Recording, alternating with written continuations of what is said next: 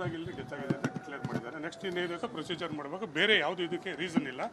ಇದೆಲ್ಲ ಮುಗಿದ ಮೇಲೆ ಏನೈತೆ ಏನು ಅಂತ ಹೇಳ್ಬಿಟ್ಟು ಎಲ್ಲ ಗೊತ್ತಾಗಿದ್ದು ನಿಮ್ಮ ಹತ್ರ ಮಾಹಿತಿ ಹಂಚ್ಕೊಂತೀವಿ. ದಯವಿಟ್ಟು ಅಲ್ಲಿವರೆಗೂ ನೀವೆಲ್ಲ ಸಹಕಾರ ಕೊಡಬೇಕು ಅಷ್ಟೇ. ಇಲ್ಲ ಆ ಥರ ಏನಿಲ್ಲ, ಹೆಲ್ತ್ ಇಶ್ಯೂಸ್ ಅಂತ ಏನಿಲ್ಲ.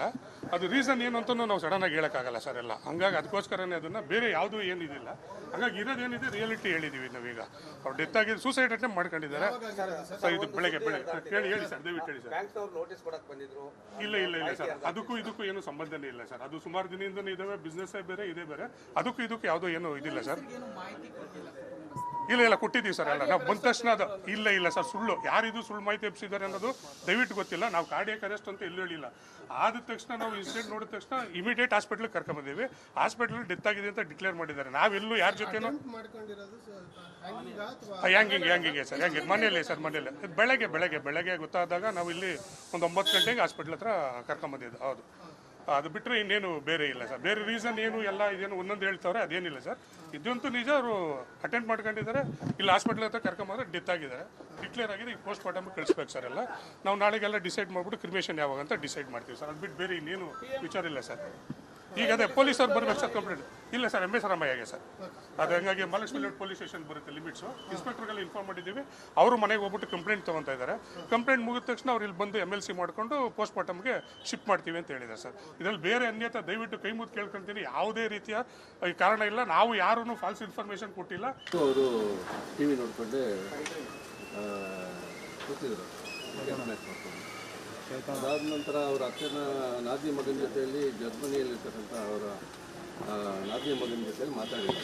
ಬೆಳಗ್ಗೆ ಅವ್ರಿಗೆ ಏನೋ ಹೆಣ್ಣು ನೋಡೋವಂಥ ಒಂದು ಕಾರ್ಯ ಇತ್ತು.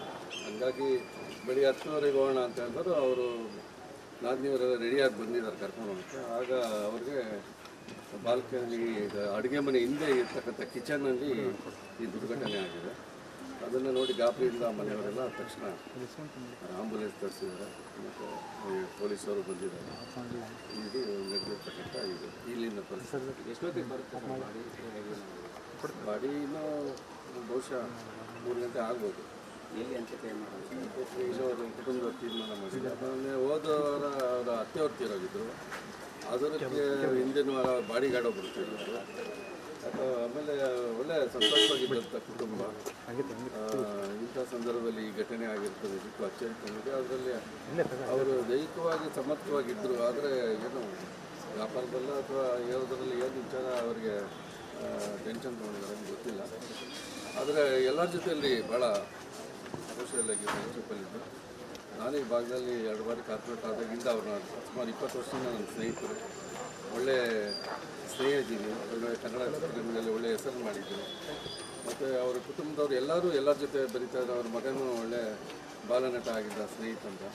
ಮತ್ತು ಚಿತ್ರರಂಗದಲ್ಲಿ ಮತ್ತು ಅನೇಕ ಗಣ್ಯ ವ್ಯಕ್ತಿಗಳ ಜೊತೆಯಲ್ಲಿ ಅಥವಾ ಸಮಾಜದಲ್ಲಿ ಎಲ್ಲ ಕಾರ್ಯಕ್ರಮಗಳು, ಯಾವುದೇ ಕನ್ನಡ ಕಾರ್ಯಕ್ರಮಗಳು, ಗಣೇಶ ಕಾರ್ಯಕ್ರಮಗಳಲ್ಲಿ ಅವ್ರ ಕೊಡುಗೆ ಅವ್ರ ಫ್ಯಾಮಿಲಿ ಭಾಳ ಅಪರವಾಗಿ ಮಾಡ್ತಾಯಿದ್ರು. ಒಳ್ಳೆ ಸರ್ಜರಿಕೆಯಿಂದ ನಡ್ಕೊತಾ ಇದ್ರು. ಭಾಳ ದುಃಖ ಆಗಿದೆ. ಏನಾಗಿದೆ ಅಂತ ಗೊತ್ತಿಲ್ಲ, ತಿಳ್ಕೋಬೇಕು. ನಂತರ ಕುಟುಂಬದ ಕೇಶವ ಮತ್ತು ಮಹಾಲಕ್ಷ್ಮಿ ಜೊತೆ